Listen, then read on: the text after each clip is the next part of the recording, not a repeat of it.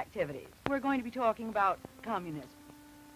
How can we best meet the threat of communist aggression? First of all, from Norway is Gunnar Aslan. Originally from Norway, but out in Palmerston, Pennsylvania in these last 2 weeks, he's become really a part of the school.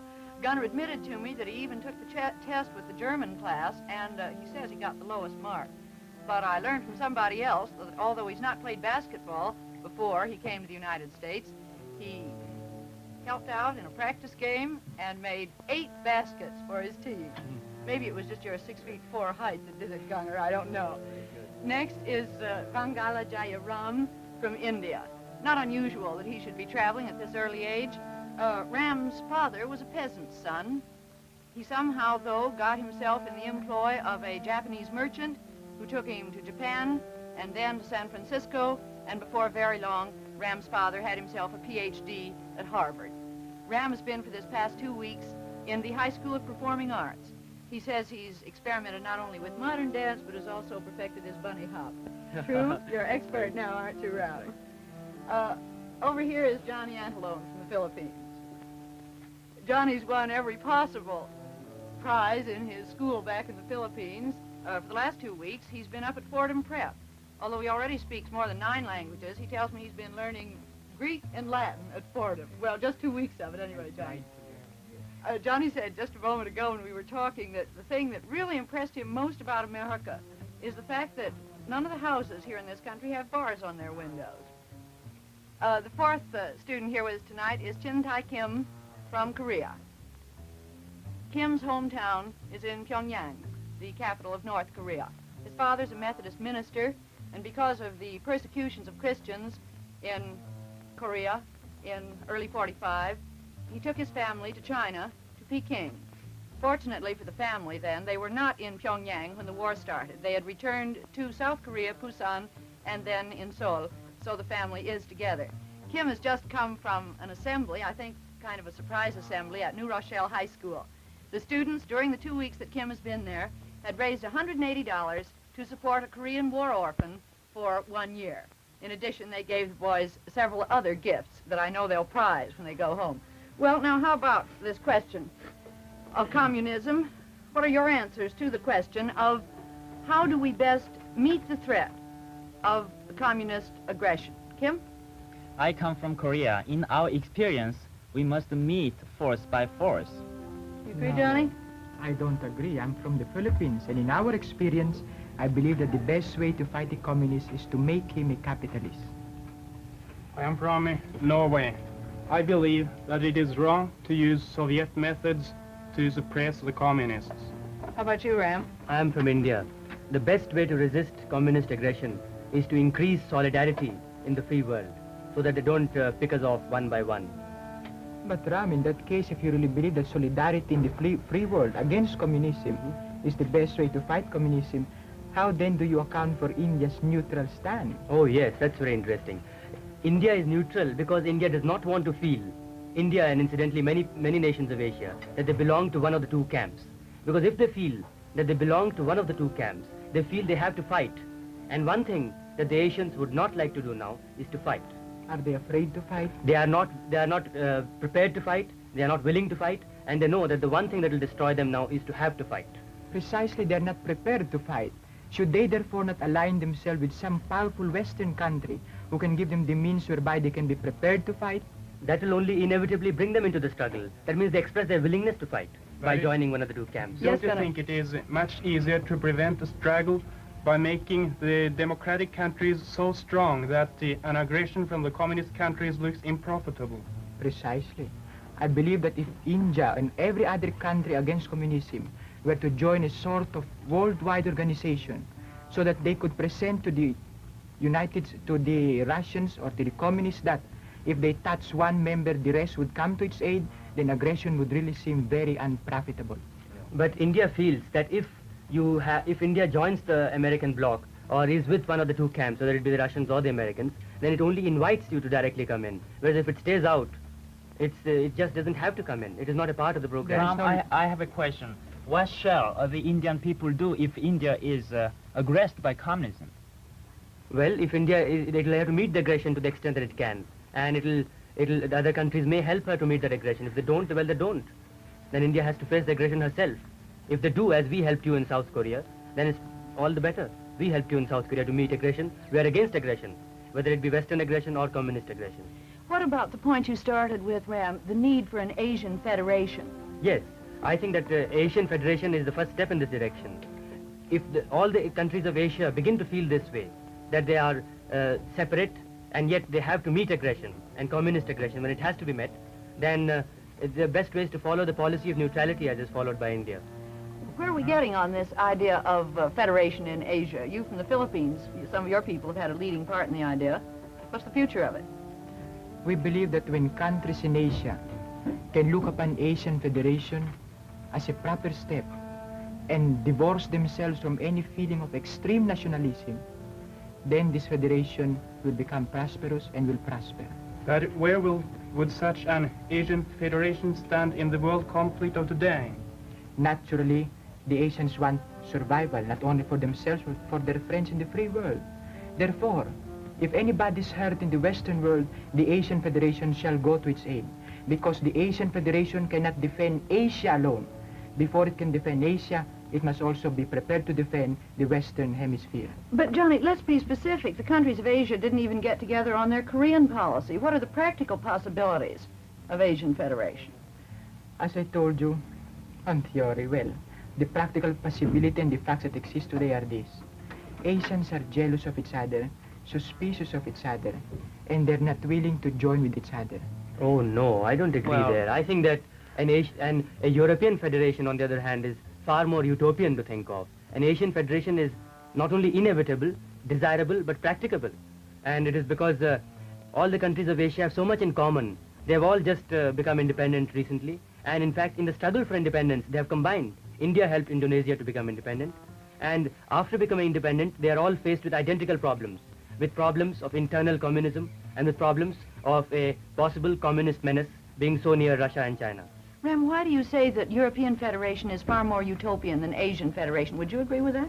No, I don't think I would agree at all. I think that in almost all Western European countries, you find that the people are very afraid of the communist aggression, and they feel that the only proper thing to do is to unite their defenses to make such aggression unprofitable. And I haven't always seen such willingness to cooperate in Asia. No. What did you want to say? Wait a minute, Kim's turn.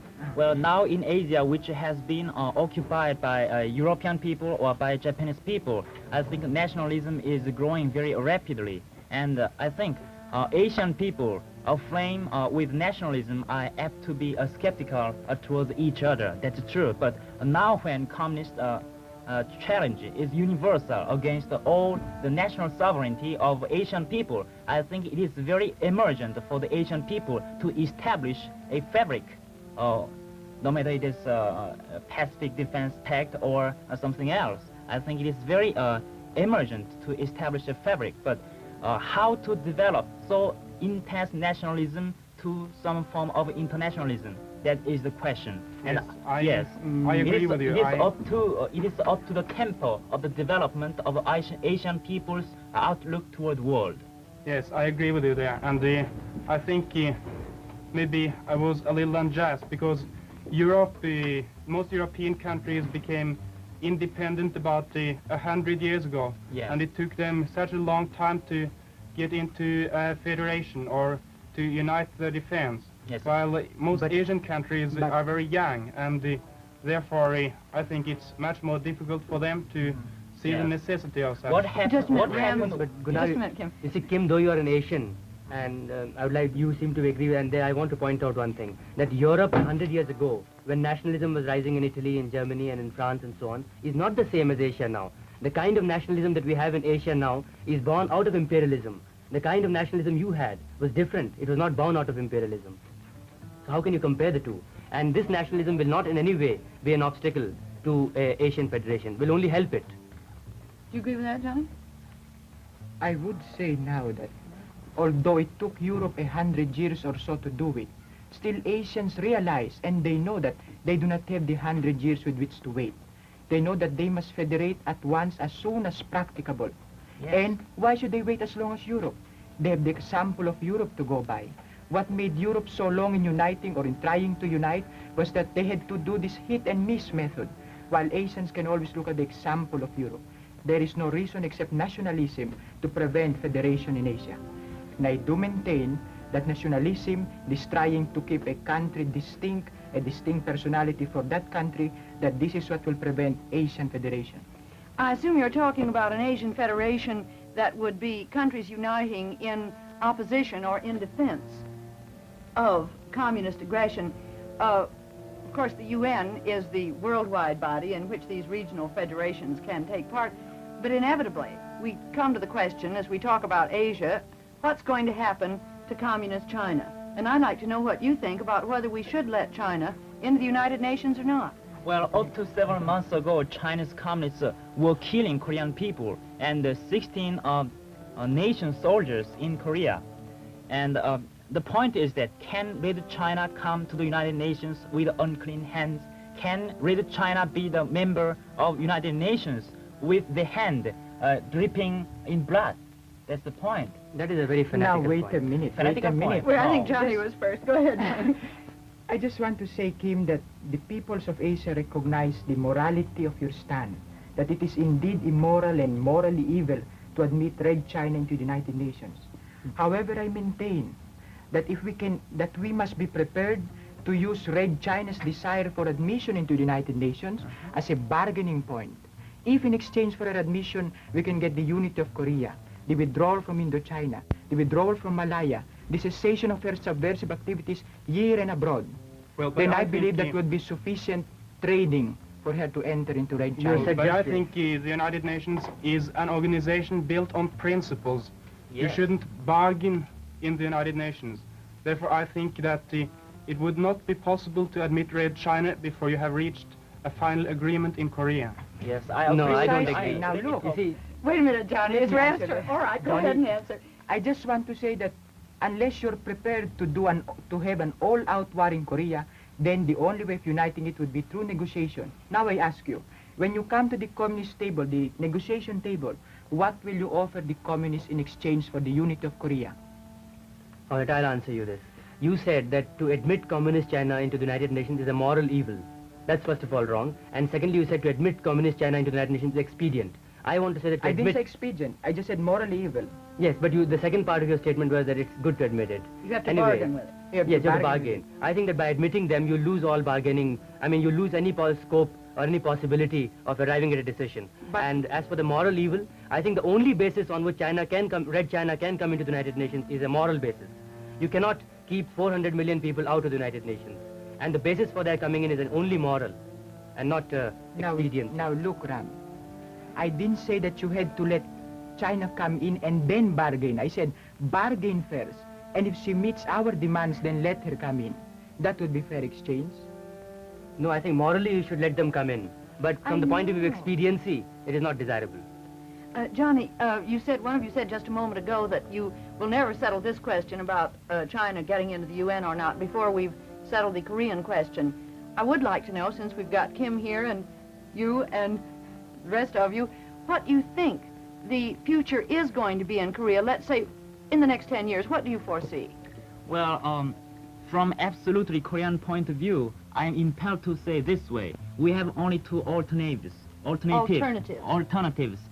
to let our country divided into two parts or to fight for unification. Only two alternatives.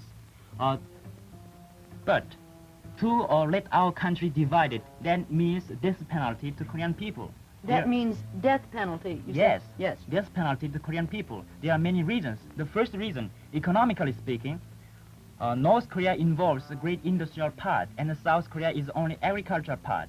And the agricultural products are almost all consumed within Korea. So we have not got exports economically.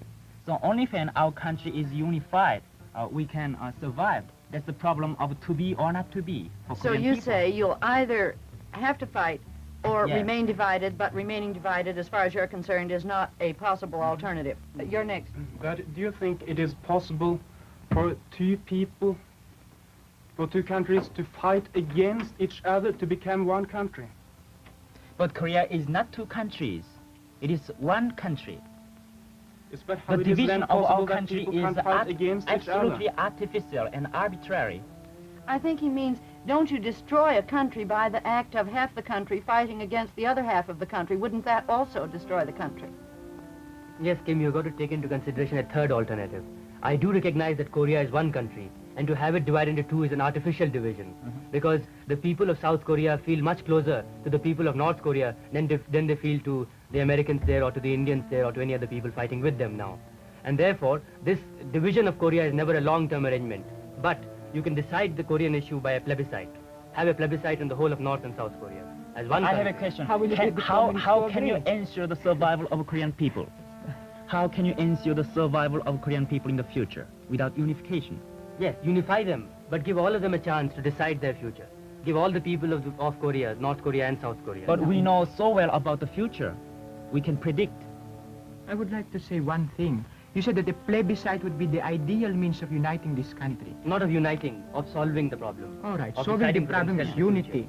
So it is uniting. Yes. Yes, of course. Then, therefore, the problem is this. South Korea is willing to hold a plebiscite, but North Korea under its communist masters is not willing to hold a plebiscite. Therefore, that alternative cannot be. And as Chinte said, there are only two alternatives. Unity through negotiation or unity through arms or force. It is true that it is not simple to hold a plebiscite. That is why this alternative has all the more to be explored. And some auspices must be found under which this plebiscite can be held. Either a small country or a big country or an independent country or a neutral country or a European country or an Asian country. It has to be mutually decided. That brings us right back to bargaining, Ram.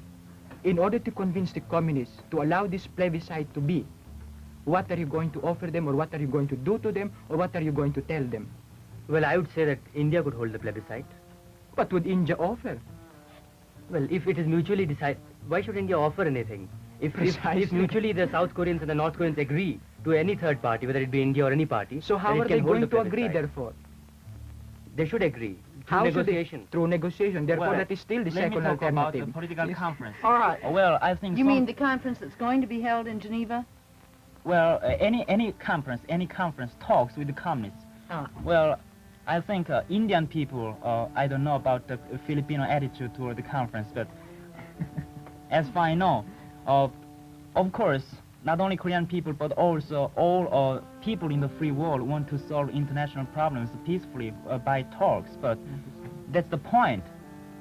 Can the communists be politely invited to withdraw of their own free will from the territory for which they fought for 3 years to retain? That's the point. Certainly, they cannot be politely invited to withdraw. That's foolish. That's very clear. So it's However, impossible. that's right. However, if you could offer them something in exchange for their withdrawal, don't you think that it might perhaps be possible? That's the base of a recognition of China to the United Nations. That's right. Yes, you must. That is the recognize basis. But there is the problem of principle. it. On principle, you must recognize it, not on expediency necessarily. That's what I say. Principle of the United Nations. Do you recognize that the communist government of China is the effective government of that people? It is not the government of China. It is a bandit government. It has possession of China, but not the right to own China. There's a distinction between possession and ownership.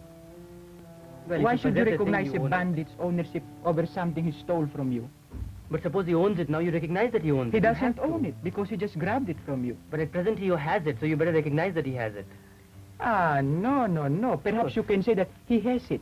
But when you approve a government is the government, you give it legal status and legal meaning. Yes. Now I ask, yes, right? Now I ask you, are you going to give legality to their banditry? You are going to give legality to the fact that they are the effective government of the people, and that therefore those people can only be represented through that government and must be in any international body which claims to be international. I would have agreed to that if it had been a couple of years ago, before China had intervened in South Korea. But I think that with the present situation, with China technically at war with the United Nations, it is impossible to admit Red China to this organization. Do you think there are any parallels between Korea divided as she is today and Germany divided? I think it is identical. just as it is very artificial to have Germany divided into East Germany and West Germany. And because the people of West Germany are much closer to the people of East Germany, and therefore there again I suggest a plebiscite. The people of Germany should decide their future. Yes, but I want to bring out one point. Although Korea is unwilling to remain divided, still the West Germans, although they're cut off from their eastern half, the West Germans are doing the best with what they have. Yes, South Koreans are also doing the best, but they want to be united, don't they? Would you give me the technical method how to give to Korean people the opportunity to decide? That's right. Yes, that's what I'm saying, How that to? a mutual body has to be agreed upon. The North Koreans and the South Koreans must agree to some third party. Well, which- concretely speaking, that's a general election all over our Yes, country. yes. But if we hold general election all over Korea, it is too obvious that communists will lose because Yes, then majority there of- should be an election. That's why there should be an election. If they lose, they lose. But the That's all. point is that will communists accept? They should accept, that's what, and that They is- should accept. and but they will only not. accept if you are prepared to negotiate with them. And they'll only negotiate if you have them in a body which negotiates, which is the United Nations. If you don't have them in the United Nations, they won't negotiate. And if they don't negotiate, you have to fight. Certainly If you're not. prepared to fight, then keep them out. Now I just If you want to negotiate, keep them in. You can negotiate with them even outside of the United Nations, you know. That is what they have been doing in Korea. But isn't it much better to have them in the United Nations when It you have... may be much better, but still you can negotiate with Red China outside of the United Nations. What I'm trying to point out is this. If you admit Red China to the United Nations, before you bargain with them, you lose anything that you might have to offer. So that you go to the negotiation table with no aces at all in your hand. Nothing to exchange for what you want from them. You see what I mean? So you have to negotiate with them and offer them as the terms of negotiation, as a price, or as a bait, you might say, that if they agree to the unification of Korea and the other conditions I set forth a while ago, then they're welcome to the United Nations. That is the condition sine qua non. I want to come back to United Nations in just a minute to see what your own hopes and expectations of it are. But first, could we ask the specific question of what about Japan and rearming of Japan? Is there agreement in this group on what should be done about Japan, and if so, what? What do you think, Kim? Well, why let the bygones be bygones? And why work out a new approach towards a good friendship with Japan and Korea? That's a good question. I think Korean people are completely ready to utter amen to this sentiment, but there is an accurate description of present situation. There are many complicated international problems between Korea and Japan. I will give some example. Can you give us just one, because we're running short of time? Yes, the most bitterest issue is the problem of a fishery. Japanese people are violating the peace line, so-called peace line proclaimed by a Korean government to protect our fishery. The proclamation of a peace line is based upon precedent example. For example, the President Truman declared a very similar declaration during the Second World War. But Japanese people are insisting that it is against international law. So That's your point is attested. that they have to prove themselves now in their relationships with Korea. That could Yes. be a microcosm No. of their good intentions. Do you say then that Japan should be armed or not? Well, I think If you had to give a yes or no answer, what would you say? I prefer answering no. How about you, Johnny? I prefer answering no, but for different reasons. Hmm. I believe that Japan has no reason not to commit aggression in the future. She has less land and more people to feed. No. Although she can increase the productivity of her land, still there is a limit to which food can be produced. There is an optimum limit. In other words, two people can in 10 years have about, let us see now, 50 or 150 descendants, while land will just have a point, a saturation point. It can go no farther, while people will continue to increase. Therefore, Let Ram have a turn. Japan's past imperialism and her militarism has nothing to do with deciding this question. If you rearm Japan, you are rearming yourself. I think Japan is the gate to the free world. no, Yes, no, Gunnar. no. Let Gunnar have a word. I agree. I don't think that it is right to make minor differences determine such important problems. In the world of today, it is necessary that all democratic countries unite to prevent communist aggression. And this is the main issue. We have to let all minor issues go. But that's what But that the is not a dissent- minor issue, Gunnar. You see, The army of Japan is a life and death issue to many Yes. Asians. It is not a minor issue. the whole Gunnar. world, in fact. Besides, if you said that all the democratic countries should unite, I ask you, is Japan a truly reliable democratic country? If it is No, not but made it is one, it goes- necessary for the defense of the reliable democratic country. I agree with that. But The is point is Japan a that- democratic country to unite with? Yes, Ken? The point is that if Japanese rearmament is useful for the total benefit of the free world, why not rearm Japan? But is Japan qualified to be rearmed? Yes, Precisely. of course it is. Well, another one of these Does really Japan complex... manifest morality? That's the question. Certainly That's not. the question. Can I ask you from that to go back to the UN for just a minute, what your real hopes and expectations are? 30 seconds, please. Well, the I UN, think the UN is the culmination of human progress and is the first step towards the World Federation. And as such, it must be perfectly supported by everyone. Do you believe And- in the possibility of a world federation? I think it is inevitable. It is the logical culmination of historical forces. I believe that the people will and nations will soon come to realize that they cannot live apart from each other. And this conclusion will lead them to a world federation.